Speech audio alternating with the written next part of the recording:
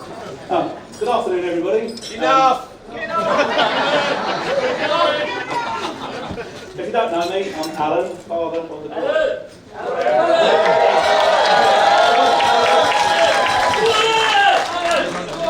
I've got something about heckling a bit later on, right? It started really well, but really good. Anyway, I'd like to start off by welcoming you all to Rachel and Ryan's wedding. Don't they look stunning? They look absolutely brilliant.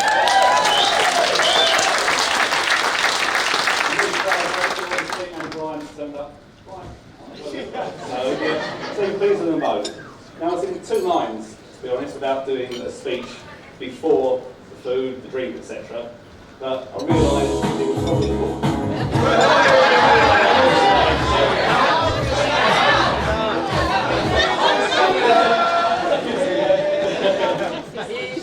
But yeah, I realised that it's a good idea for a couple of reasons. Number one, I haven't had too much to drink, so I won't slur the words more than I normally do, but I can. So if I start dribbling or anything, just let me know and I'll wipe it away. It won't be a problem. Second thing is, I won't be too nervous through dinner. Once the speeches are done, I can relax and enjoy myself and just mingle a bit more with you guys. And C, which is an important one, which you've already proved wrong, is you won't have had too much to drink, so you won't heckle too much. That's always going to happen, you know, so heckle away, everybody. It's not a problem. The only downside is, obviously, that in order to have a good old drink, I'll have to finish the speech. So with that, I'm going to pass it out to Ryan, and it's time for him to say a few words.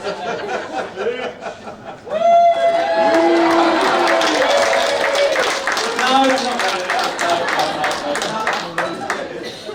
Of course, I do have a few words to say, and I was working on a comical speech when Alison, my wife, saw that most of the content was actually directed at Ryan. And said it's probably not appropriate, I should be concentrating on Rachel, so I'm going to leave that for Ryan's best men, because I know they're going to have a lot to say. I know they're going to have a lot to say. Well, the day's got off to a good start at the moment. Again, Ryan and Rachel are both turning up on time, which in itself is obviously quite unusual and good, so I'm really pleased about that. The venue looks absolutely stunning, as does all the people in front of me. And of course the weather, as I say, that's been brilliant to us and it's a bonus. I mean, it would have been a great day without the weather, but that's, as I say, just been sort of topped it all really. Ever since these guys got engaged on Valentine's Day 2 years ago, I've been thinking about today and trying to prepare as best I can for the wave of emotion that sort of hit me when I first saw Rachel today. But I wasn't prepared, as much as I thought I was, and when I saw Rachel it was a heart-wrenching moment from the point of view of just being over-emotional really. And again, seeing Rachel standing there, and again, obviously seeing Ryan, that's got another aspect on it, but balance it out if you like. But if you see either of Rachel or Ryan with a tear in her eye, don't worry, it's a sort of a family trait that's been passed down from my side of the family. We both get very emotional, so just get a load of tissues ready and bits and pieces. So you'll look after both of us, hopefully. Having said that, I started getting emotional about Rachel getting married about 15 years ago, when I realised that she had really expensive tastes. Well, that's on Ryan now, so good luck with that one. Of course, I should know, I'm going to start saving for my retirement. So that's great.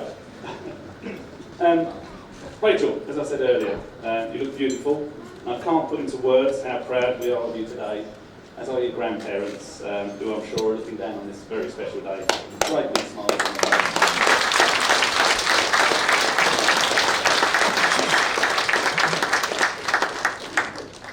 You've become a beautiful woman, mother, and now wife. You'd always be our little princess. We love you, Rachel. Of course, we're not only proud of you today for your care and attitude, helpfulness, and bringing Archie into the world, and together with Ryan, got seeing the little man through some tough times early on in his life. Had a few health scares, as we all know. So it's really well done to you both. We saw him through that together. Well done.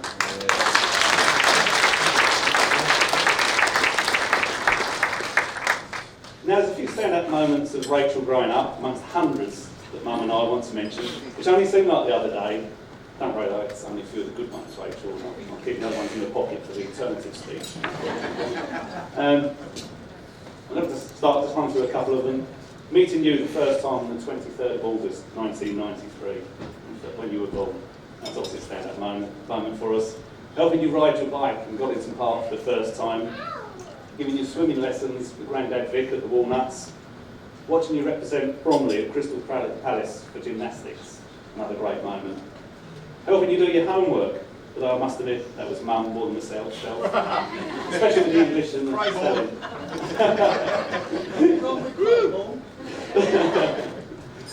Repairing your many hair straighteners, blowers, curling tongs, etc. We got through them at an alarming rate, I can tell you. Must have cost us a fortune. Constantly moving sunshades when you're trying to sunbathe on holiday, much to Rachel's annoyance, and some of the friends who were on holiday with her at the time. But I didn't want my little girl getting hurt, so another memorable moment. Starting work in Bromley, progressing over a number of years, and ending up working at a solicitor's firm in Fleet Street. Very proud of you, Rachel. And lastly, not forgetting helping you into bed quite a few times, and thanks to more than a few drinks at the local pub with some of the people that are here today, and I think it's on table 3. There you go. I've got to thank for that. But yeah, a memorable moment, maybe not quite for the right reasons. Then in the blink of an eye, here we are on your wedding day, along with our wonderful grandson. Well, now it's your turn, Rachel, to make some great memories as a family, and we wish you, Ryan and Archie, health, happiness, and a long, long future together. Deserves a little drink, I think.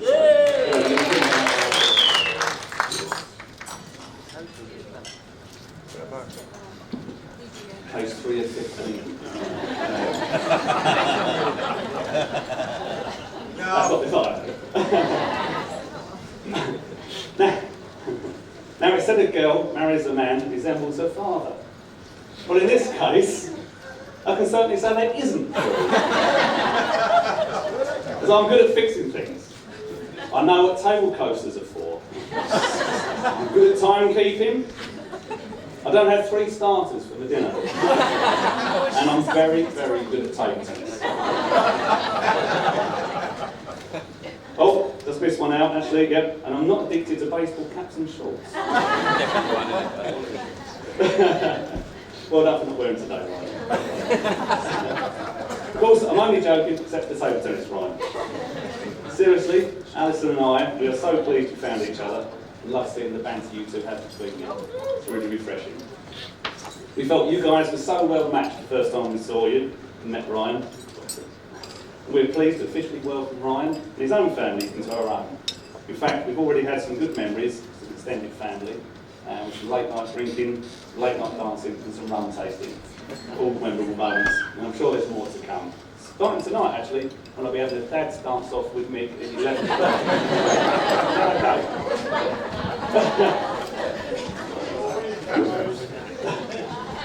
Now, it's traditional, apparently, to wish the newlyweds some words of wisdom for a long, happy marriage. But with Archie already here, they seem to have got off to a really good start. But I do have a couple of words of wisdom, or whatever you want to call it. I think the foundation of a good marriage is to keep supporting, listening to each other, and realise that the relationship is about give and take. Alison, my wife, she strongly believes in this. I'm always giving her my wallet, she's always taking it. So, yeah, and we've been together for 33 years, so, yes.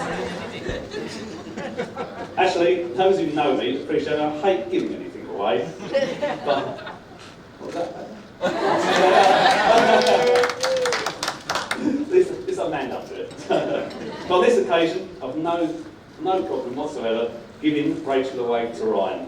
After all, we've been looking after her for nearly 30 years, together with her younger sister Nicola, who always looked after Rachel, being her best friend and sometimes her bodyguard at various nightclubs and secondary school. Well, Ryan, now it's your turn to look after our little princess.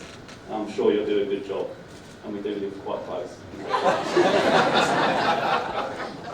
Well, that's nearly it for myself. I do hope you all have a wonderful day and evening. If you see me at the bar, just say hello. If you want a drink, just ask and I'll point you out to where Ryan's standing. So before handing you over to my new son-in-law, that's the first time I said that. I'd just like to ask you all to be upstanding so we can actually toast the bride and the groom. Bride and groom. Bride and groom.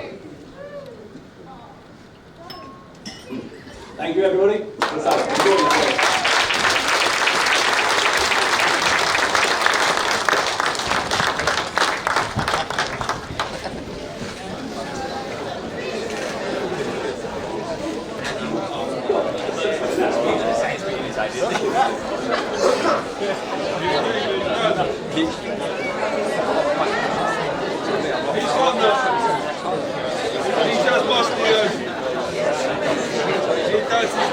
Moving on to our second speaker of the night, or the day, the man of the hour, Rachel's one and only, Ryan.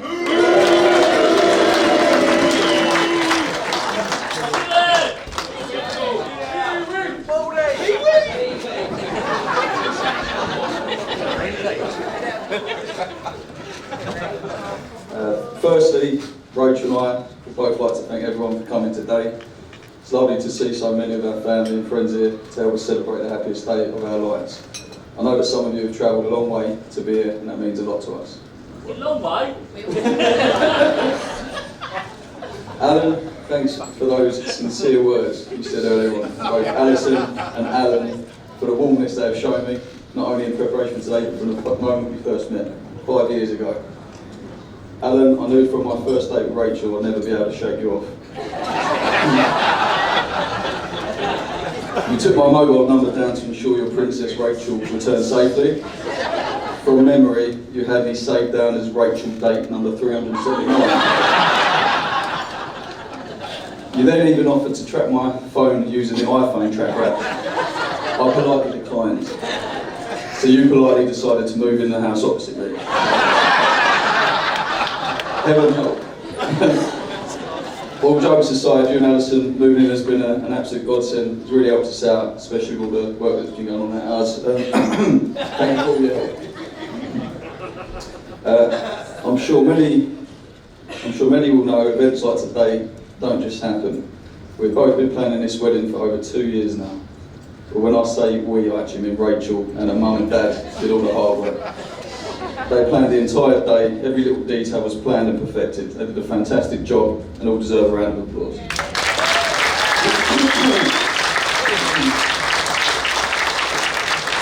Me on the other end are the 3 most difficult jobs: get a suit, turn up and write a speech.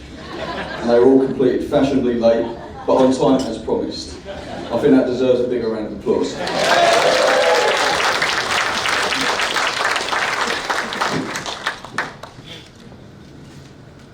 We had a memorable pre-wedding night last night. It went exactly how I thought it would go. Jamie chugged 10 times. Eggy revealed his Achilles heel for pea risotto. Alan summoned Brad about 8 o'clock. And I broke my promise of 4 beers by about 400%. As Alan touched on, unfortunately it's not possible to have everyone we love here with us today. Rachel's grandparents, Eileen, Cyril, Joyce and Victor, and my granddad Fred, and the legend known as Grandy. But we know they're here with us in spirit and will be cheering us on today. Also I'd like to give my grandpa Vic a special mention, as he cannot be here today, but we're all praying he continues to get on the mend, and thank you Nan for continuing to nurse him. Right.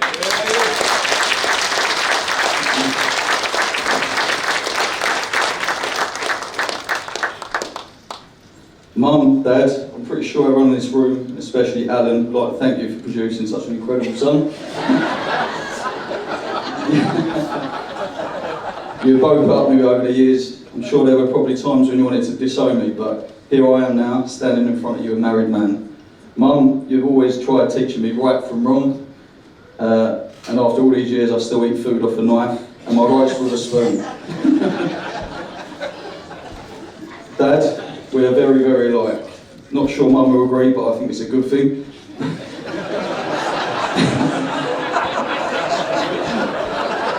And I thank you for continuing to teach me and navigate me through life.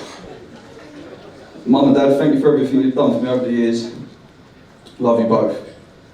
Also, thank you to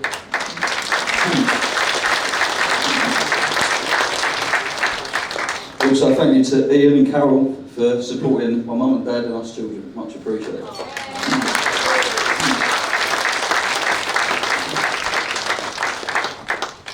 Koya Trabelski, Mental Megan. Thank you also for tolerating me. I know one of my elite skill sets is winding people up, and you both dealt with it so gracefully and elegantly not. Thank you both for being great sisters, and Katie, wish you the best of luck with baby number 2. I'm sure she'll make you proud like Rose does.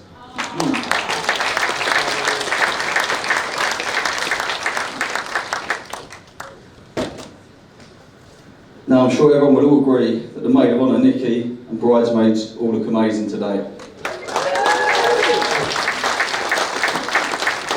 Nikki, you did an amazing job and organised an unforgettable hen trip to Ibiza, which I know Rachel loved every minute of. Nikki, you do a lot for Rachel and Archie, and we really do appreciate it. The other bridesmaids have always been there for Rachel too, and they've dealt with her particular ways for many years. I think they all deserve a toast, so can we raise a glass to Nikki and the bridesmaids?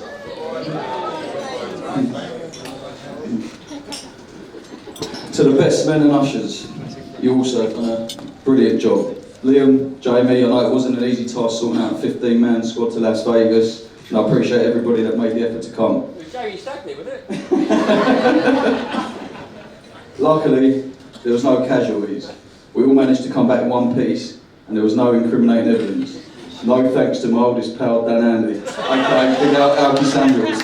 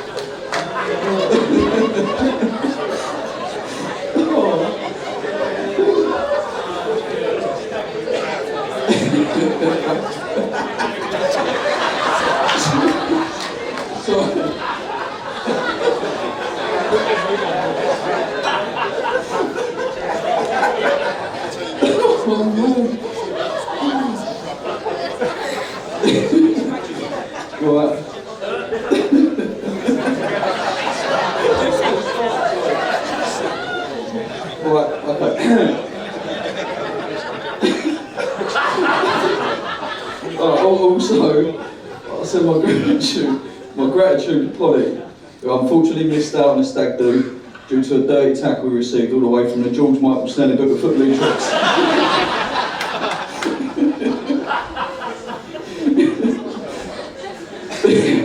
Polly, we will dance again and go away to make up for it. Rachel has already confirmed to me life does not stop when you're married. I have 110 witnesses here today who will back me up on that. Finally, I'd like to thank my wife, Rachel, for agreeing to marry me and for making me the happiest man in the world.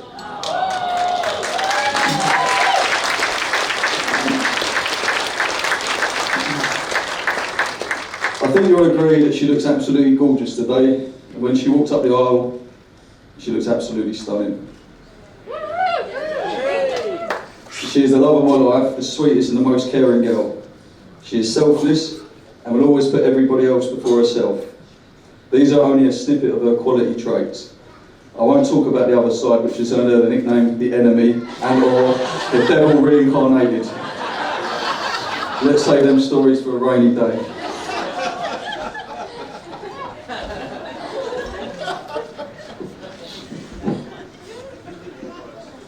It took me a long time to find the one, but there is a cliche saying that good things come to those that wait, and Rachel was certainly worth waiting for. I met Rachel on a dating app called Bumble 5 years ago. Anyone that knows about this app, and I'm sure there is a few people in the audience that do, knows that if two people match, the woman has to talk to the man first. When Rachel was in my ear roll, I'll never let her forget this moment. I can remember our first 4 dates clearly. Our first date was the night I was telling you about earlier, when Alan tracked and traced me. Date number 2 was at Madison's. Date number 3 was at We Are Festival, when I heroically walked through a tent of crowded people that were calling me Wurzel Gummidge. And I I saw Rachel standing at the other end, glowing like an angel. And the fourth date was round mine. We got a Domino's. Rachel got very greedy, shocked, and spent the next half hour on the toilet. She come out very embarrassed, bless her. I knew at this point she was a keeper. Rachel eventually moved into the house in Ebbsfleet with me, and we share some really fond memories in that house. And our bond continued to grow. A lot of our experience in the house was over the COVID era, so we was literally together 24/7 for years. I also lost temporary hearing in my ear over that period. They say big things happen in threes, and on February the 14th, 2021, Valentine's Day, it certainly did. Firstly, it was Rachel's late granddad Cyril's birthday.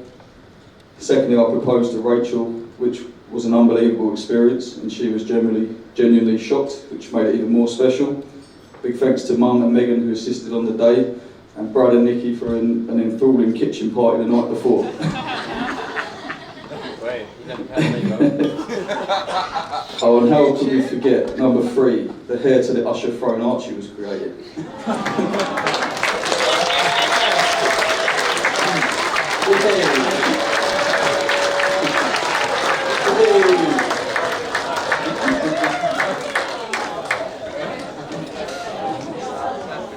What an extraordinary boy he is, he's been through the wars, bless him, and Rachel has been there for him throughout and has brilliant mother to him.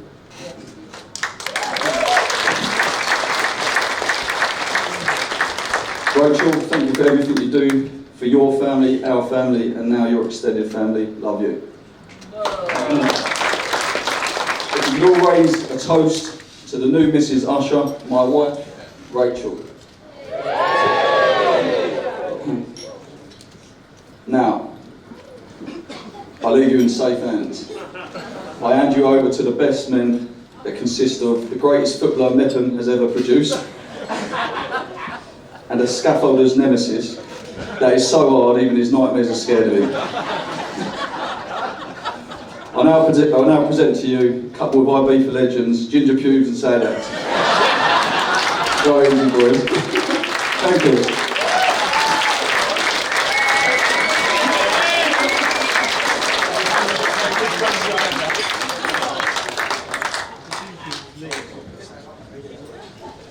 Which one are you? Right, we just make sure these mics are switched off when Ryan's eating. I can't be listening to that. Ladies and gentlemen, distinguished guests and the freeloaders who are just here for the free food and booze. Matt Davis and Joe Lowe. My name's Jamie, and this hunk of a man next to me is Liam, and we have the great privilege of being chosen to be Ryan's best men. Not like that. A duty that comes with great pride, responsibility and unlimited access to embarrassing stories. But I'll reason with you, we can't mention 99% of them. Sorry. So as there's two of us, we thought it best to consolidate into just one speech so you don't get bored of Liam's. I'm joking. He just swears too much to be allowed to do his own speech.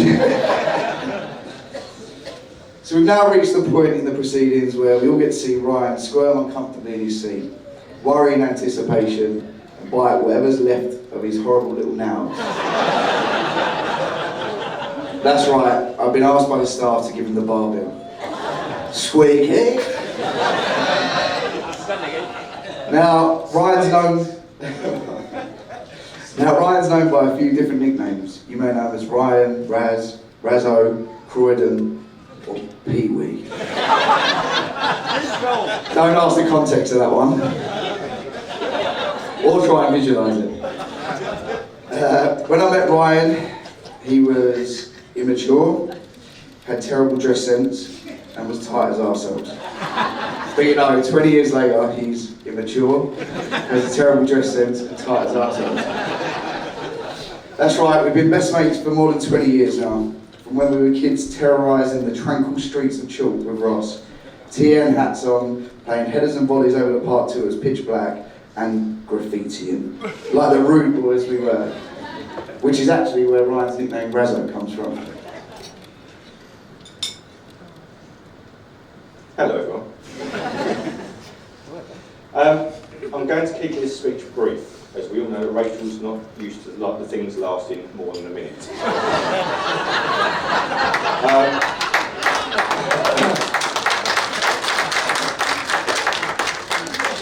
And that's generous.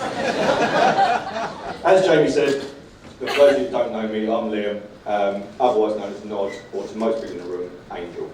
And I've been very good mates with Ryan for about 30 years. So we've done and we've seen a lot together, but like Jamie said, most of which we can't actually talk about.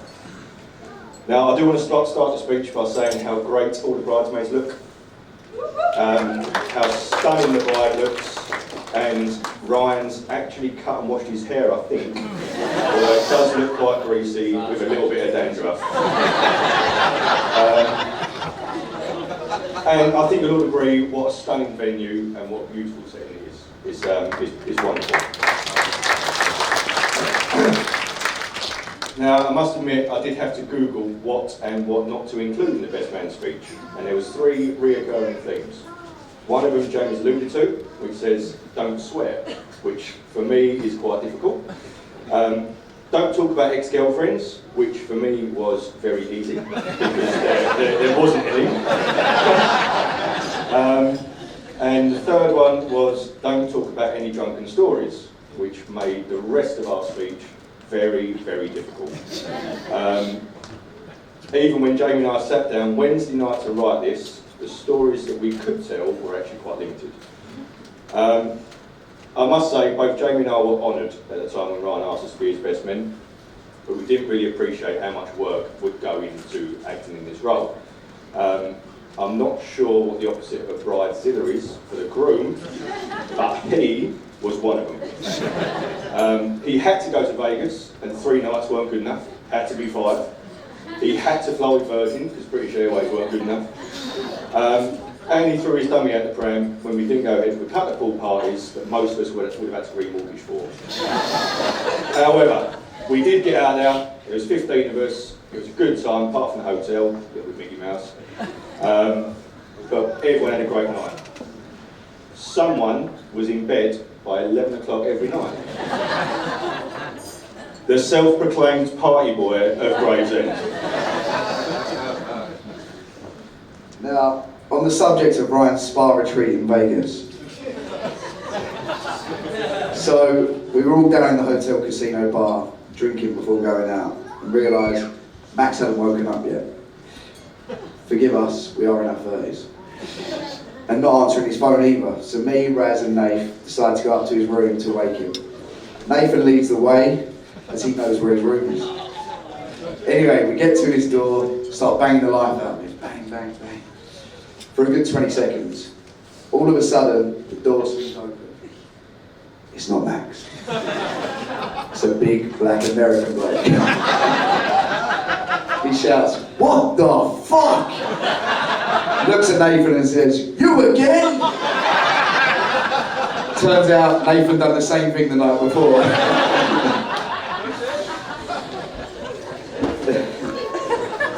Now, everyone knows Ryan's grown up to be moderately successful, loosely based on his GCSE results, which he only would have got because Mickey Hughes stole his Football Manager disc.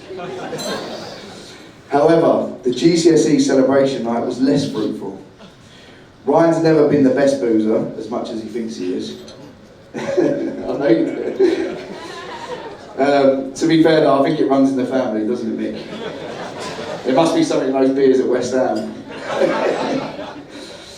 One night after our GCSEs were finished, so we were about 15, 16, went for a celebratory night out up the Sea-Ho. Good old Wendy.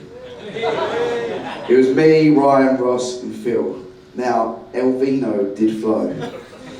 And what I mean by that is we probably had about 5 pints between us all night. Anyway, on the way home, terrorising the streets of Chalk as we usually do, we were walking down Castle Lane, and by we, I mean most of us were walking. Ryan, however, was like Bambi on ice. We get about 3/4 of the way down Castle Lane, Ryan decides to lay down, starfish on the side of the road. And as much as we tried, we couldn't get him back up, so we go to knock on Mick's door for help. Turns out Fred's there as well. So they both come running out. Mick's like, "You okay, Ryan?" So all he can make is the same noise as my 8-month-old daughter. So they decide they're just going to carry him into the house. So Fred says to him, right, Ryan, I'm going to pick you up and I'm going to carry you to bed. To which Ryan replies, fuck off, Fred. Hopefully you don't have to carry him to bed tonight, Fred. Right, sentimental side now. As I said, Ryan and I have been good friends for about 30 years. We were in nursery, primary school, secondary school and college together. And we've met some funny old characters along the way. Dan.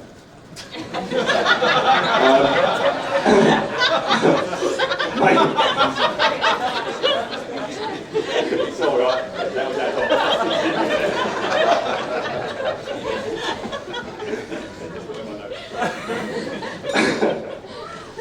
Maycow and Jonathan L. Stapley are the two that are usually the crux of most of our games. And we even tried dressing Ryan up as Jonathan L. Stapley on his stag do, but he looked surprisingly normal in Lonsdale's compared to his normal attire. Growing up, I was either always around Ryan's or he was always at mine. And although Mick and Judy I saw as second parents, and although they probably saw me as the annoying little ginger kid that they couldn't get rid of, on a more personal note, when I moved back from Australia, leaving my family out there, the first people to ring me up and offer me a place to stay was Ryan and Mick. Oh, kinky. So, thank you for that, Mick. And this lady next to me, Judy, helped me enormously to get the job at Wilmot Dixon, which is where I still work today. Without the two of them, I wouldn't know what I was actually doing. So thank you very much to both of you.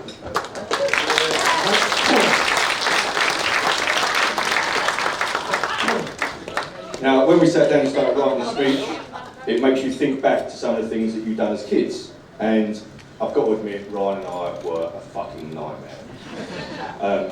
Jude is nodding. Mick's probably nodding. We were horrendous. From throwing snowballs at cars and then trying to hide from the car in a bush where they just followed our footprints in the snow and tracked us down, to egging houses, or to breaking into a farmer's building and getting shot at. We were horrendous, and I really hope that our kids don't grow up to be like we were, although we did have a great time doing it. As we grew up, we mixed in different circles, but we always found time to go out for a quick pint or two, usually with Jay and Bola in Shoreham or Cobham, which normally ended up with a stinking hangover the next day, but for some reason we continue to do this for many, many years. And although we don't see each other as much as we'd like to anymore, as family life takes over and Rachel tightens the reins of Ryan, whenever we do go out for a beer, we still act like those teenage little girls that we did all those years ago.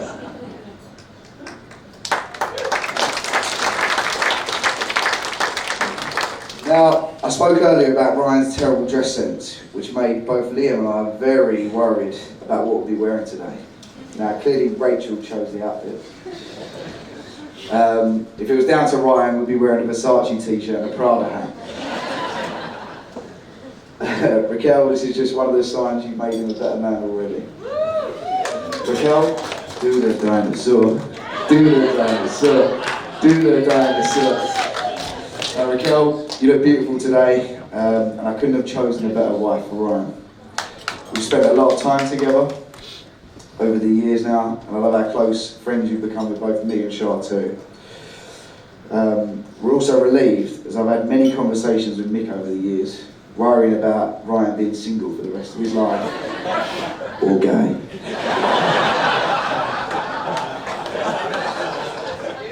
In all seriousness, you two are clearly perfect for each other. May your marriage be filled with love, laughter, and favourite chicken. Ryan, I know we've had some fun at your expense today, but honestly, mate, we're both truly honoured to be your best men. You've been a fantastic friend over the years, and I couldn't be happier going on this life journey with you as my best mate. From geeky teenagers playing countless hours of Football Manager, to now us both having our beautiful families and playing countless hours of Football Manager.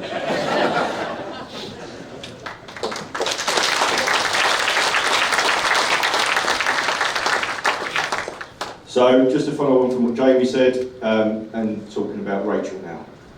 I honestly never thought that Ryan would actually find someone who could put up his mess, disgusting eating habits, mess, arrogance, poor timekeeping, mess, his need to be right, mess, short temper, bad jokes, mess, and massive ego. I'm actually quite surprised you pulled Rachel in the first place, even on Bumble. Rachel, you must have patience for a saint to put up with him and his mess. Not sure if I mentioned that. You certainly made Ryan a better and more responsible person, and I couldn't believe it when he rang me up and told me that little Ryan had actually worked. And 9 months later, gorgeous little Archie was here. And I really hope this is the start of your long and happy life together as a family. So the final bit I want to do is to toast the happy couple. So if you're able to, could you please join me in standing? Fill your glasses up. I just want to pass on one little bit of advice that someone gave me on my wedding day. Ryan, in marriage, when you're wrong, admit it. When you're right, shut the fuck up. To the new Mr. and Mrs. Usher.